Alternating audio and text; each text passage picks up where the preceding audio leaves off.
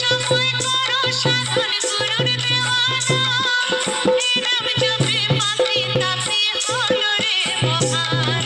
থাকতে সময় করো সাধন গুরুর দেওয়ানা, এই নাম জপে পাপি তাপি হলো রে মহান। গৌতম বলে শ্রী ঠাকুরের করিলে নমস্কার, গৃহ মাঝে হবে রে মন মধুর বৃন্দাবন।